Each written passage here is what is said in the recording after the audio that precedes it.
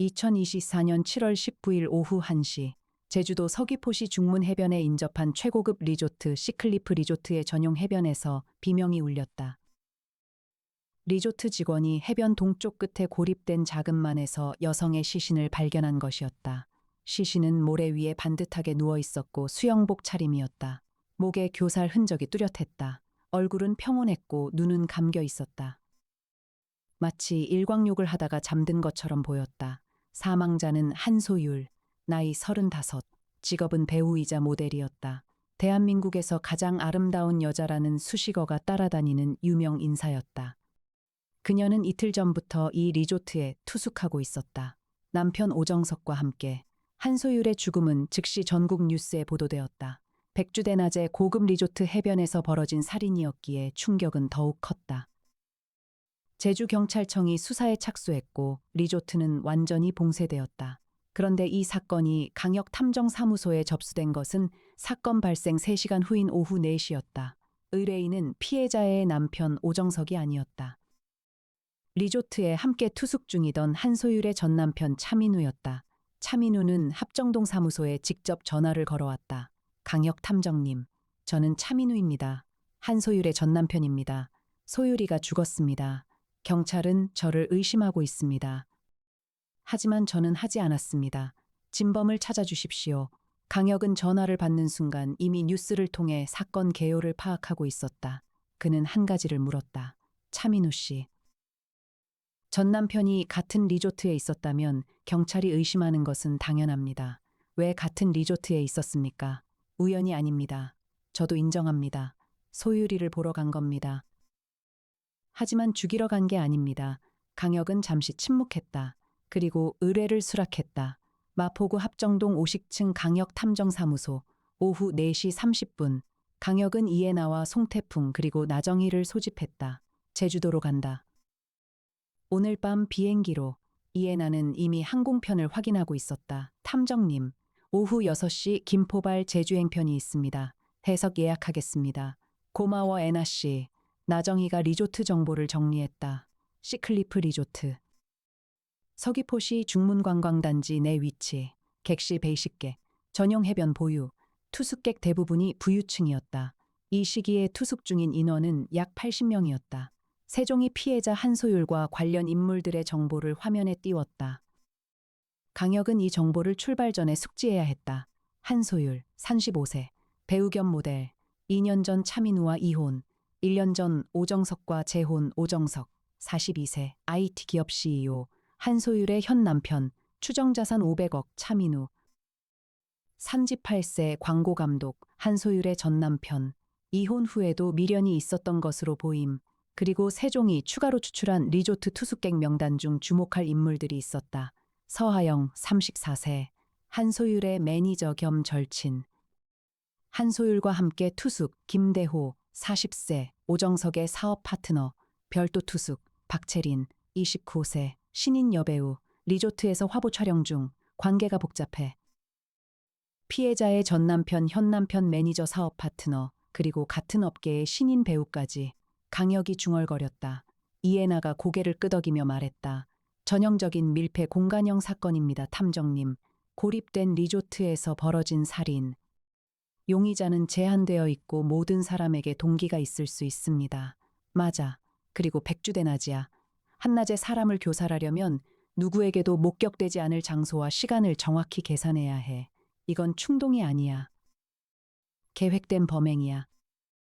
오후 7시 30분. 제주공항에 도착한 강혁 일행은 사무소 소유의 제주 주재 차량을 이용하여 시클리프 리조트로 향했다. 이해나가 운전했다. 중문까지 약 50분의 거리였다. 차 안에서 브리핑이 계속되었다. 송태풍이 현장 사진을 검토하며 말했다. 강혁 씨, 교살 흔적에 대한 초기 보고를 보면 손가락 자국이 아닙니다. 끈이나 줄 같은 것으로 조인 흔적입니다. 폭이 일정하고 깊이가 균일합니다. 무기는 뭘까요? 스카프나 넥타이 같은 천이 아닙니다. 더 얇고 단단한 것입니다. 로프에 가깝습니다. 해변에 로프가 있을 수 있지. 카약 밧줄이라든지 그 가능성이 높습니다. 리조트에 도착한 것은 밤 8시 20분이었다. 경찰이 리조트를 봉쇄한 상태였지만 강혁은 강민혁 검사를 통해 미리 협조 공문을 받아놓은 터였다. 제주경찰청 강력계 반장 김용태 경감이 로비에서 강혁을 맞이했다. 강혁 선배님, 오시긴 하셨는데 현장은 이미 수습되었고요. 알아. 하지만 투숙객 진술은 아직 다 안 끝났지? 네. 내일 오전까지 추가 진술 예정입니다. 나도 참관하게 해줘. 그리고 현장 접근도. 김용태 경감은 잠시 망설이다가 동의했다. 강혁의 형사 시절 명성은 제주까지도 미치고 있었다. 강혁은 먼저 현장을 보기로 했다. 밤이었지만 현장은 보존되어 있었고 경찰 조명이 설치되어 있었다.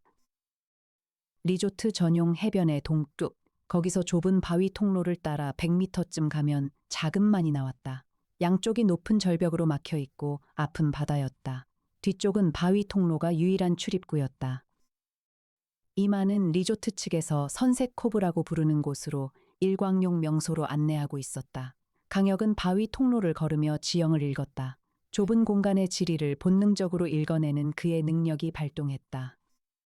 통로의 폭은 약 1m에서 1.5m, 성인 한 명이 겨우 지나갈 수 있는 좁기였다. 바위 양쪽으로 시야가 차단되어 통로 안에서는 해변 쪽이 보이지 않았고 해변에서도 통로 안이 보이지 않았다. 이 통로를 지나는 동안은 누구에게도 목격되지 않아. 그리고 선색 코브 안에서 벌어지는 일도 외부에서 볼 수 없어. 강혁이 현장에 도착했다. 작은 만은 폭 약 20m의 초승달 모양 모래사장이었다. 경찰 테이프가 쳐져 있었고 시신이 있던 자리에 분필 표시가 되어 있었다. 있는 것, 모래 위에 타월 한 장이 깔려 있었다. 그 위에 선크림과 물병 그리고 책 한 권이 놓여 있었다.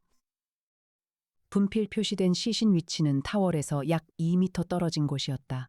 바위 한쪽에 카약 한 대가 뒤집혀 놓여 있었고 그 옆에 밧줄이 감겨 있었다. 없는 것, 핸드폰이 없었다. 한소율의 소지품 중 핸드폰이 현장에 없었다. 경찰 보고서에는 핸드폰이 객실에 있었다고 기록되어 있었다. 해변에 나올 때 핸드폰을 두고 온 것이었다. 그리고 한 가지 더, 신발이 없었다. 리조트에서 이곳까지 맨발로 왔다면 발바닥에 바위 자국이 있어야 했다. 어색한 것, 카약 밧줄이었다. 밧줄이 감겨 있는 방식이 이상했다. 보통 밧줄을 정리할 때는 원형으로 감지만 이 밧줄은 일자로 접혀서 카약 밑에 끼워져 있었다. 마치 사용한 후 급하게 숨긴 것처럼. 이 밧줄이 흉기야. 강혁이 단언했다. 이에나가 다가와 밧줄을 살폈다. 경찰이 이미 체증했을 텐데요. 체증은 했겠지만 이 밧줄을 흉기로 특정했는지는 모르겠어. 내일 김경감에게 확인하자. 강혁은 현장을 떠나기 전에 한 가지 더 확인했다. 절벽 위에서 이 만을 내려다볼 수 있는 곳이 있는지였다. 그는 바위 통로를 되돌아와서 리조트 건물 쪽을 올려다보았다. 리조트의 3층에서 5층까지의 객실 중 동쪽 끝방들은 이 만을 내려다볼 수 있는 위치였다. 저 위에서는 보여. 누가 어떤 방에 있었는지 확인해야 해. 7월 20일 오전 9시 강혁은 리조트 회의실에서 투숙객들의 진술을 참관했다. 경찰이 주도하고 강혁은 관찰자로 참석했다. 이에 나는 세종 단말기를 통해 진술 내용을 실시간으로 분석하고 있었다. 첫 번째 진술. 오정석, 42세, 현 남편. 어제 오전에 아내와 함께 아침을 먹었습니다. 아침 식사 후 아내는 해변에 가겠다고 했고 저는 업무 통화가 있어서 객실에 남았습니다. 통화는 오전 10시부터 11시 반까지 계속되었습니다. 점심시간이 되어 아내에게 연락하려 했지만 핸드폰을 방에 두고 간 것을 알았습니다. 해변으로 내려갔지만 아내가 보이지 않아 선색코브로 가보려다가 직원이 먼저 발견한 겁니다. 통화 상대는 누구입니까? 미국 투자사 담당자입니다. 통화 기록으로 확인 가능합니다. 오정석의 알리바이는 통화 기록으로 입증될 수 있었다. 하지만 강혁은 한 가지를 포착했다. 오정석이 아내의 핸드폰이 방에 있다는 것을 알고 있었다는 점이었다.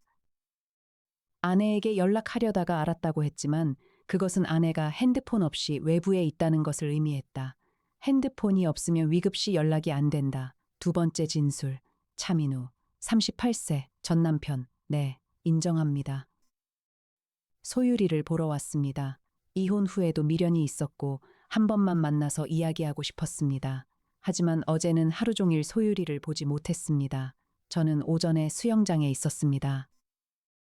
여러 사람이 봤을 겁니다. 피해자와 접촉은 있었습니까?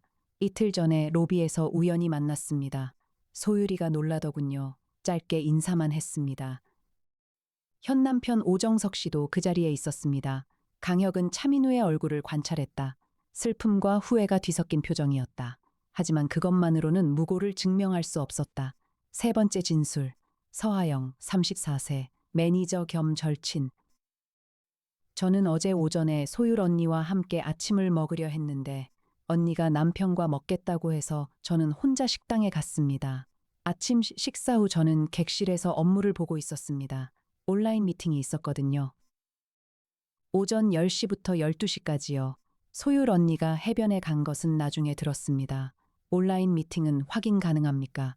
줌 기록으로 확인할 수 있습니다. 네 번째 진술. 김대호, 40세, 오정석의 사업 파트너. 저는 사업 미팅 때문에 제주에 왔습니다. 오정석 대표와 내일 서귀포 투자건을 논의하기로 했거든요. 한소율 씨와는 따로 교류가 없었습니다. 어제 오전에는 골프장에 있었습니다. 중문 골프클럽. 오전 8시부터 12시까지 기록이 있습니다. 다섯 번째 진술. 박채린, 29세, 신인 배우. 저는 화보 촬영 때문에 리조트에 와 있었습니다. 한소율 선배님과는 인사만 드린 사이입니다. 어제 오전에는 리조트 서쪽 해변에서 촬영 중이었습니다. 스태프들과 함께요. 모든 사람에게 알리바이가 있었다. 강혁은 진술을 듣고 나서 이해나와 회의실 밖에서 이야기했다. 전원 알리바이가 있어. 하지만 그중 하나는 거짓이야. 어떤 것이요, 탐정님? 아직 모르겠어. 하지만 핵심은 시간이야. 한소율이 선셋코브에 간 시간과 사망 추정 시각을 정확히 알아야 해. 이해나가 세종을 통해 법의학 초기 보고서를 확보했다. 한소율의 사망 추정 시각은 오전 11시에서 12시 사이였다. 체온과 사후 경직 정도로 판단한 것이었다. 그리고 리조트 CCTV를 분석했다. 리조트에는 로비와 주요 통로 그리고 해변 입구에 CCTV가 설치되어 있었다. 세종이 영상을 분석한 결과 다음 동선이 확인되었다. 오전 9시 45분 한소율이 객실을 나와 해변 방향으로 이동, 수영복에 커버업 차림, 선글라스 착용, 대형 비치백 소지, 오전 9시 48분 한소율이 전용 해변 입구를 통과, 동쪽 방향으로 걸어감, 이후 한소율의 모습은 CCTV에 잡히지 않음, 선셋 코브 방향에는 카메라가 없었기 때문. 9시 48분에 해변에 나갔고 사망은 11시에서 12시 사이 약 1시간에서 2시간 동안 혼자 또는 누군가와 함께 선셋 코브에 있었어. 그리고 범인의 동선을 추적해야 했다. 선셋 코브에 접근할 수 있는 경로는 두 가지였다. 하나는 해변에서 바위 통로를 통해 걸어가는 것, 다른 하나는 바다에서 수영이나 카약으로 접근하는 것. 해변에서 바위 통로로 가는 경우라면 해변 CCTV에 잡혀야 해. 이해나가 지적했다. 세종이 해변 CCTV를 분석했다. 오전 9시 48분부터 오후 1시까지 해변을 지나 동쪽으로 간 사람은 단 2명이었다. 한소율 본인과 오후 1시에 발견하러 간 리조트 직원이었다. 범인은 해변으로 가지 않았어. 바다 쪽에서 접근한 거야. 강혁이 결론을 내렸다. 바다 쪽에서 접근하려면 수영하거나 카약을 이용해야 했다. 리조트 서쪽에는 수상 스포츠 시설이 있었고 카약도 대여할 수 있었다. 세종, 리조트 카약 대여 기록을 확인해 세종이 확인했다. 7월 19일 오전에 카약을 대여한 기록은 2건이었다. 오전 8시에 한 건 외국인 투숙객 부부, 오전 10시에 한 건 두 번째 대여자의 이름이 강혁의 눈을 사로잡았다. 대여자 서하영, 서하영이 오전 10시에 카약을 대여했어. 하지만 그녀의 진술에서는 오전 10시부터 12시까지 줌 미팅이 있었다고 했어. 두 가지가 동시에 가능할까요, 탐정님? 줌 미팅은 영상이야. 카메라 앞에 앉아 있어야 해. 카약을 타면서 줌 미팅은 불가능하지. 그러면 서하영의 알리바이가 거짓입니까?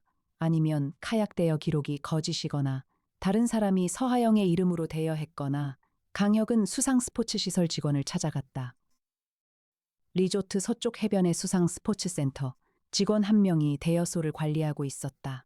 20살 정도의 젊은 남자였다. 7월 19일 오전 10시에 카약을 대여한 분 기억하십니까? 아, 네, 여자분이었습니다. 선글라스를 쓰고 모자를 쓰고 있었어요. 이름은 기록에 있는 대로입니다. 서하영, 얼굴을 보셨습니까? 선글라스와 모자 때문에 잘 못 봤습니다. 하지만 키가 크고 마른 분이었어요. 키가 크고 마르다. 서하영 씨의 인상착의와 일치합니까? 글쎄요, 비슷한 것 같기도 하고, 혹시 다른 특징은 없었습니까? 직원은 잠시 생각했다. 아, 한 가지. 그분이 투숙객 카드로 결제했는데 카드 이름이 영어였어요. 서하영이라는 한글 이름을 보고 카드랑 다르다고 했더니 영문명이라고 하더라고요. 영문명이 뭐였습니까? 기억 안 나요. 근데 시스템에 결제 기록이 있을 거예요. 강혁은 이에나에게 눈짓했다. 이에나가 즉시 리조트 결제 시스템에 접근하여 해당 기록을 확인했다. 결과 카약되어 7월 19일 오전 10시 결제 카드 객실 502호 투숙객 카드 502호 투숙자 박채린의 카드로 결제되었어. 서하영의 이름으로 대여했지만 카드는 박채린의 것이야. 탐정님. 그러면 실제로 카약을 탄 사람은 박채린일 수 있습니다. 하지만 박채린은 서쪽 해변에서 화보 촬영 중이었다고 했어. 스태프들과 함께 스태프들에게 확인해야 합니다. 강혁은 점점 사건의 실타래가 풀리는 것을 느꼈다. 하지만 동시에 더 복잡해지고 있기도 했다. 서하영의 이름으로 카약을 빌리고 박채린의 카드로 결제한 사람. 이것은 두 사람 중 하나가 거짓말을 하고 있거나 혹은 두 사람이 공모하고 있다는 뜻이었다. 7월 20일 오후 2시, 강혁은 박채린을 개별적으로 면담했다. 리조트 라운지에서 만난 박채린은 키가 크고 마른 체형의 젊은 여성이었다. 눈이 크고 예뻤지만 어딘가 날카로운 인상이었다. 박채린 씨, 어제 오전에 카약을 타셨습니까? 박채린의 표정이 미세하게 경직되었다. 하지만 곧 회복했다. 아니요, 타지 않았습니다. 저는 오전 내내 화보 촬영을 했습니다. 그런데 당신의 투숙객 카드로 오전 10시에 카약이 대여되었습니다. 박채린의 눈이 커졌다. 그건 카드를 잃어버렸었거든요. 어제 저녁에 프런트에서 재발급 받았습니다. 카드를 잃어버린 시점이 언제입니까? 그저께 밤인 것 같아요. 수영장에서 놓친 것 같다고 생각했는데 누군가 당신의 카드를 훔쳐서 카약 대여에 사용한 것으로 보입니다. 박채리는 놀라는 표정을 지었다. 하지만 강혁은 그 놀라움이 진짜인지 연기인지 판단을 유보했다. 박채린 씨, 한소율 씨와의 관계에 대해 좀 더 말씀해 주시겠습니까? 관계라고 할 것까지는 없어요. 같은 업계이고 한두 번 행사에서 만난 적은 있지만 친하지는 않았습니다. 한소율 씨의 전남편 차민우 씨와는 박채린의 표정이 또 한 번 미세하게 변했다. 아주 짧은 순간이었지만 강혁은 놓치지 않았다. 차민우 감독님은 제 작품에 출연한 적이 있습니다. 광고 작업이었어요. 언제입니까? 6개월 전쯤이요. 개인적 관계는 없습니까?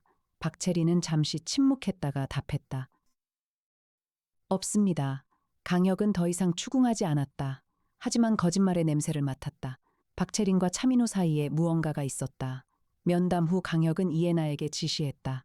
에나 씨, 박채린과 차민우의 SNS를 교차 분석해봐. 6개월 전 이후로 접점이 얼마나 있는지. 알겠습니다, 탐정님. 이에나와 세종이 분석한 결과는 놀라웠다. 박채린과 차민우는 단순한 업무 관계가 아니었다. 6개월 전 광고 촬영 이후 두 사람의 SNS에는 같은 장소 같은 시간대에 올린 사진이 다수 있었다. 같은 카페 같은 레스토랑 같은 전시회, 장소가 겹치는 것이 12번이나 되었다. 연인 관계가 확실했다. 차민우가 박채린과 사귀고 있어. 하지만 전처 한소율에 대한 미련도 있다고 했어. 둘 다 사실일 수 있어. 아니면 하나가 거짓이거나 이에나가 프로파일러로서의 분석을 더했다. 탐정님, 차민우가 한소율에게 미련이 있다고 진술한 것이 진짜라면 박채린의 입장에서는 한소율이 장애물입니다. 차민우의 마음이 전처에게 남아있으니까요. 그래, 박채린에게 동기가 있어. 연적 제거. 하지만 박채린의 알리바이는 화보 촬영입니다. 스태프들과 함께 있었다고요. 스태프에게 확인하자. 강혁은 박채린의 화보 촬영팀을 찾아갔다. 사진작가와 메이크업 아티스트 그리고 스타일리스트가 한 팀이었다. 사진작가 이준기에게 물었다. 7월 19일 오전에 박채린 씨의 촬영 스케줄이 어떻게 됩니까? 오전 7시에 메이크업 시작해서 8시부터 촬영 시작했습니다. 12시까지 촬영이었고요. 중간에 박채린 씨가 자리를 비운 적은 없습니까? 이준기가 잠시 생각했다. 10시쯤에 30분 정도 휴식 시간이 있었습니다. 그때 채린 씨가 화장실에 간다고 했는데 좀 오래 걸렸어요. 한 40분 정도. 40분이요? 네. 배가 아프다고 하더라고요. 그래서 그러려니 했습니다. 40분. 오전 10시부터 10시 40분까지 박채린의 행방이 확인되지 않는 시간이 있었다. 하지만 40분 안에 카약을 타고 선셋코브에 가서 한소유를 교살하고 돌아오는 것이 가능한가? 강혁은 리조트 지도를 펼쳤다. 서쪽 해변 수상 스포츠 센터에서 카약으로 선셋코브까지의 거리는 약 800m였다. 카약으로 편도 10분 정도, 왕복 20분. 범행에 소요되는 시간을 10분으로 잡으면 총 30분. 40분이면 가능했다. 가능해. 하지만 빠듯해. 강혁이 말했다. 이해나가 동의했다.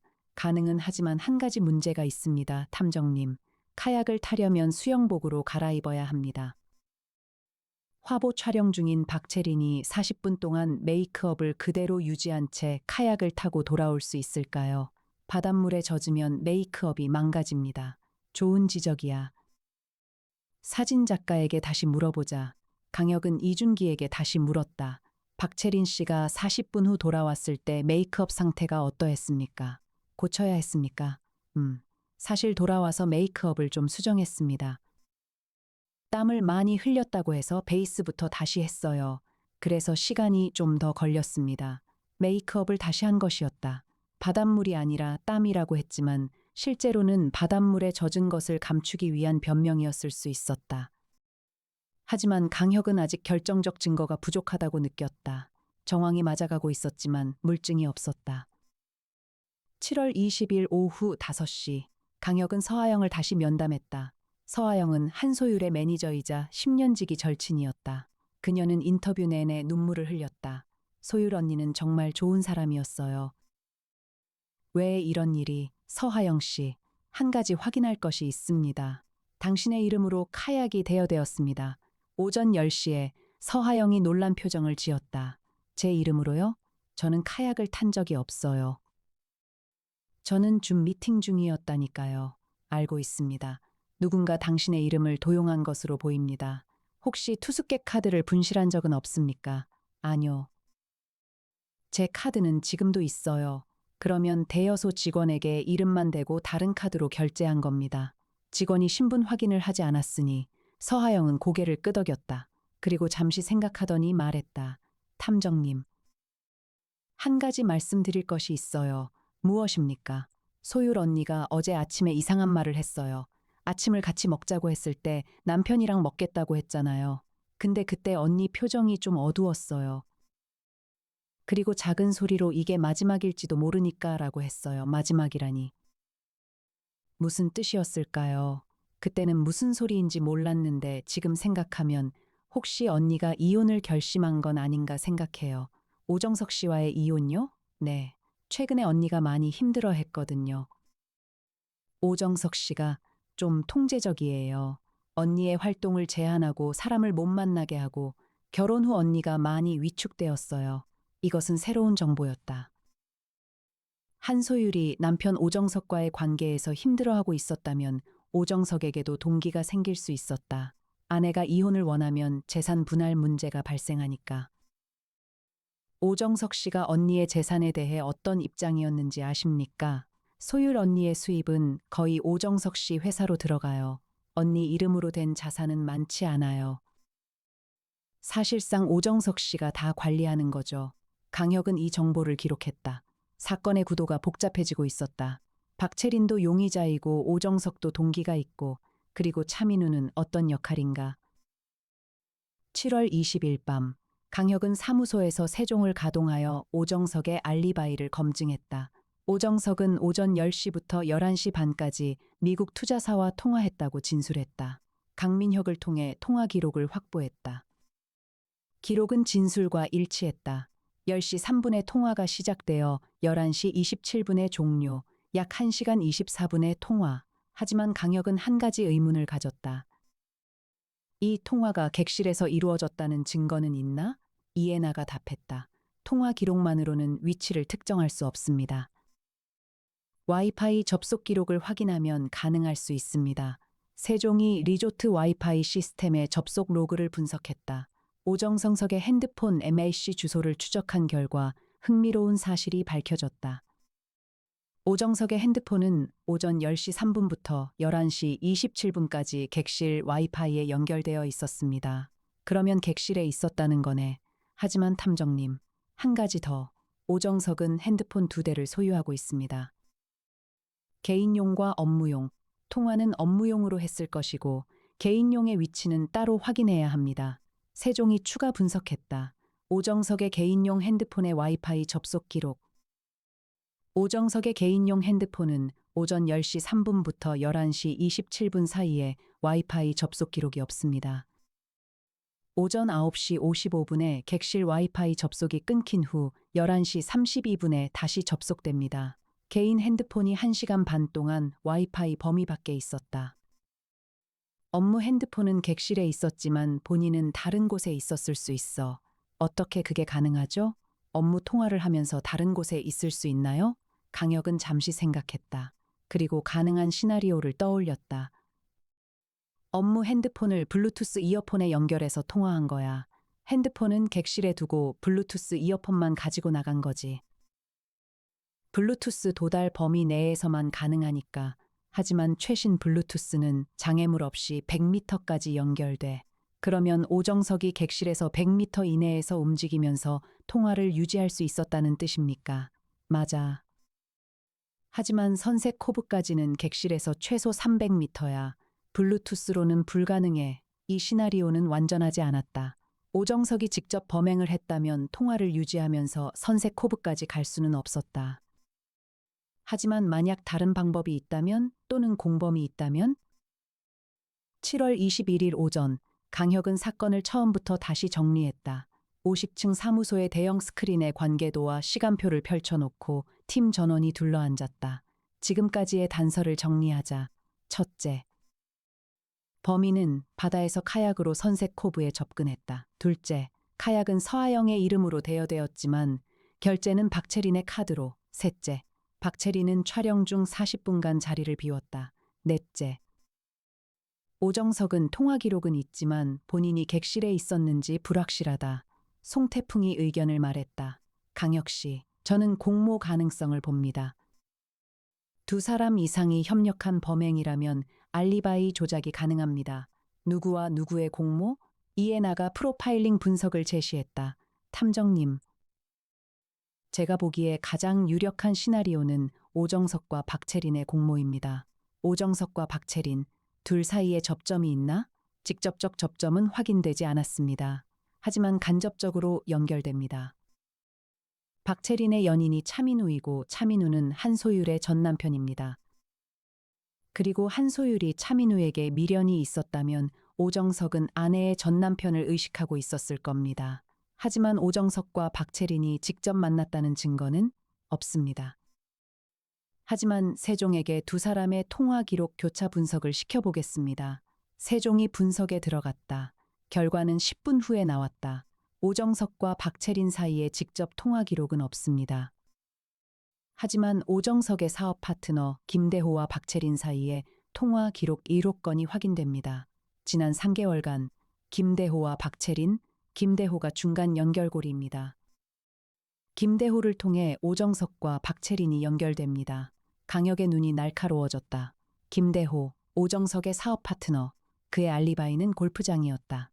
오전 8시부터 12시까지. 김대호의 골프장 알리바이를 다시 검증해야 해. 세종이 중문 골프클럽의 체크인 기록과 캐디 배정 기록을 확인했다. 김대호는 오전 10시에 체크인했습니다. 1인 라운딩, 캐디 배정 기록 있음. 하지만 9홀 후 중간 휴식 기록은 오전 10시 15분입니다. 이후 후반 9홀 시작 기록은 오전 11시 10분입니다. 중간에 55분의 공백이 있어. 보통 중간 휴식은 30분인데 캐디에게 확인해야 합니다. 강혁은 골프클럽에 전화했다. 당일 김대호의 캐디를 연결해달라고 요청했다. 캐디 박성호가 전화를 받았다. 7월 19일 김대호 고객님이요? 기억합니다. 중간 휴식 때 식당에 가신다고 해서 캐디실에서 대기했는데 좀 오래 안 오셔서 한 50분 정도 기다렸어요. 김대호 씨가 어디 가셨는지 아십니까? 식당이라고 하셨는데 식당 직원에게 물어보니 안 오셨다더라고요. 55분간 김대호의 행방이 불명확했다. 골프장에서 리조트까지의 거리는 차로 10분, 왕복 20분에 현장 체류 30분이면 가능하다. 하지만 김대호가 직접 범행을 했다면 카약 대여 기록과 맞지 않는다. 잠깐, 강혁이 말했다. 그의 머릿속에서 전체 그림이 재구성되고 있었다. 만약 이렇게 된 거라면 범행 자체는 박채린이 했어. 카약을 타고 선색 코브에 가서 한소유를 죽인 것은 박채린이야. 하지만 계획을 세운 것은 오정석이고 김대호가 중간 조율을 한 거야. 하지만 박채린의 동기는 뭐죠? 차민우의 마음을 얻기 위해서? 그것만은 아닐 거야. 돈이 있을 거야. 오정석이 박채린에게 대가를 약속했을 수 있어. 이해나가 추가 분석을 했다. 탐정님, 박채린의 재정 상태를 확인했습니다. 그녀는 현재 빚이 2억 원 있습니다. 신인 배우의 수입으로는 갚을 수 없는 규모입니다.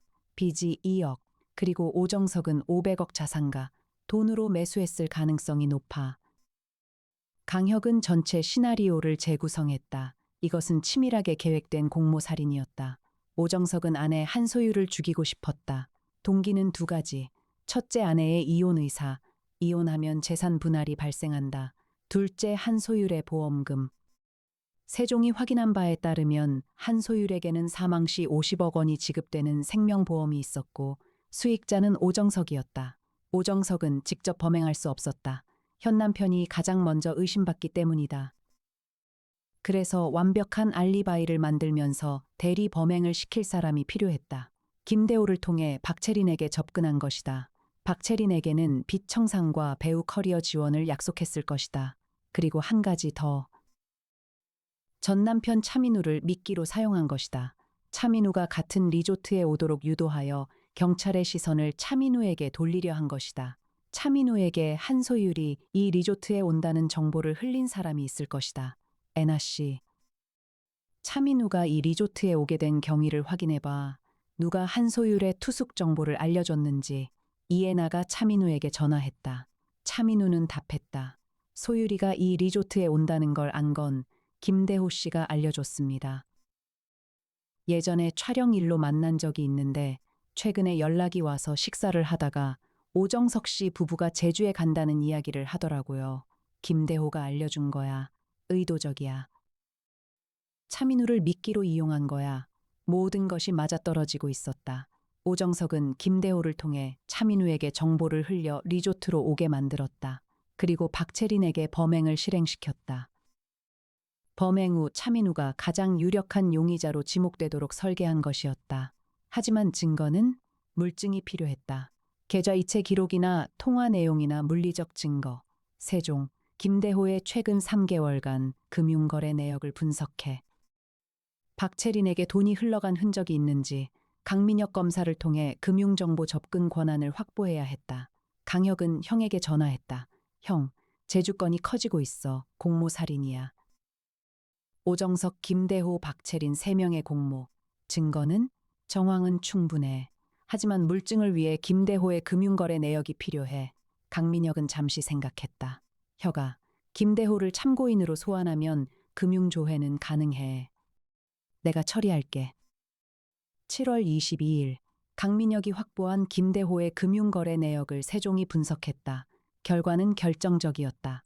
김대호의 개인 계좌에서 3개월 전에 5천만 원이 인출되었다. 같은 날 박채린의 대출 상환 내역에 5천만 원이 입금되어 있었다. 직접 이체는 아니었지만 중간에 법인 계좌를 거쳐 우회한 흔적이 있었다. 김대호가 박채린에게 5천만 원을 보냈어. 그리고 이 돈의 원천은 세종이 추가 추적했다. 김대호에게 5천만 원을 보낸 사람은 오정석이었다. 사업 투자금 명목이었지만 실질적으로는 범행 대가의 성금이었을 것이다. 증거가 나왔어. 오정석에서 김대호를 거쳐 박채린으로 돈의 흐름이 공모를 증명해 그리고 물리적 증거도 추가되었다. 제주경찰청의 법의학 분석 결과가 나온 것이었다. 현장의 카약 밧줄에서 한소율의 피부 조직이 미량 발견되었다. 이 밧줄이 흉기라는 것이 과학적으로 확인되었다. 그리고 밧줄에서 박채린의 지문이 검출되었다. 지문까지 나왔어. 탐정님, 박채린이 카약을 반납할 때 밧줄을 급하게 감아서 카약 밑에 넣었던 거죠. 밧줄을 치울 시간이 없었던 겁니다. 강혁은 모든 증거를 정리하여 강민혁에게 전달했다. 체포영장이 청구되었다. 7월 23일 오전, 오정석, 김대호, 박채린 3명에 대한 체포영장이 발부되었다. 제주경찰청과 서울지방경찰청이 합동으로 체포를 집행했다. 박채린은 리조트 객실에서 체포되었다. 그녀는 저항하지 않았다. 다만 한마디를 했다. 차민우 오빠는 몰랐어요. 저 혼자 한 거예요. 하지만 이것은 사실이 아니었다. 오정석과 김대호의 지시를 받은 것이 분명했다. 박채린은 공범이었지 단독범이 아니었다. 오정석은 서울 자택에서 체포되었다. 그는 완강하게 부인했다. 저는 아무것도 모릅니다. 박채린이라는 사람은 처음 들어봅니다. 하지만 금전 흐름 증거와 김대호의 진술, 김대호는 체포 후 즉시 자백했다. 앞에서 그의 부인은 무력했다. 차민우는 무혐의로 확인되었다. 그는 처음부터 이 사건의 미끼였다. 오정석이 그를 이용하여 경찰의 시선을 돌리려 한 것이었다. 하지만 사건은 여기서 끝나지 않았다. 강혁에게는 한 가지 의문이 남아 있었다. 서하영이었다.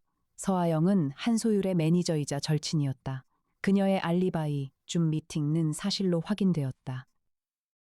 하지만 강혁은 처음부터 한 가지가 걸렸다.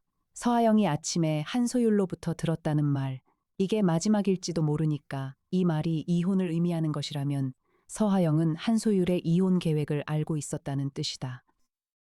만약 서하영이 한소율의 이혼 계획을 알고 있었다면 오정석도 알았을 가능성이 높아. 서하영이 오정석에게 정보를 넘겼을 수 있어. 강혁은 이 가능성을 추적했다. 세종에게 서하영과 오정석의 통화 기록을 분석하게 했다. 결과 서하영과 오정석 사이에 직접 통화 기록 없음. 하지만 서하영이 김대호에게 보낸 카카오톡 메시지가 존재합니다. 7월 15일자 메시지. 언니가 다음 주까지 결심한다고 했어요. 이혼 변호사 만났대요. 서하영이 김대호에게 한소율의 이혼 계획을 알려줬어. 이것은 서하영도 공모에 가담했다는 의미인가? 아니면 단순히 정보를 흘린 것인가? 강혁은 서하영을 다시 면담했다. 이번에는 사무소가 아닌 제주경찰서에서 서하영 씨, 김대호 씨에게 한소율 씨의 이혼 계획을 알려주셨더군요. 서하영의 얼굴이 창백해졌다. 그건 김대호 씨가 소율 언니 부부 사이가 괜찮은지 물어봐서 그냥 대답한 거예요.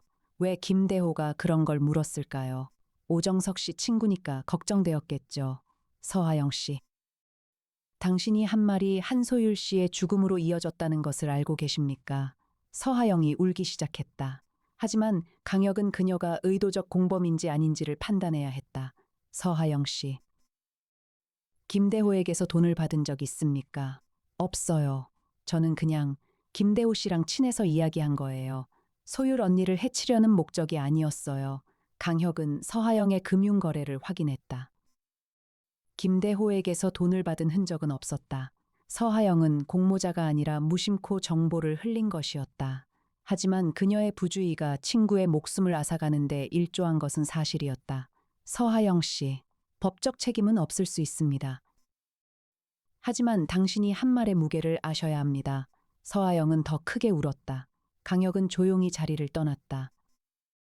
사건이 마무리되는 듯 보였을 때 강혁은 한 가지 더 확인했다. 오정석의 진짜 동기, 50억 보험금과 이혼 방지라는 동기는 충분했다. 하지만 강혁은 더 깊은 무언가가 있다고 느꼈다. 애나 씨. 오정석과 한소율의 결혼 전 관계를 좀 더 파봐. 이애나와 세종이 추가 조사를 했다. 결과는 놀라웠다.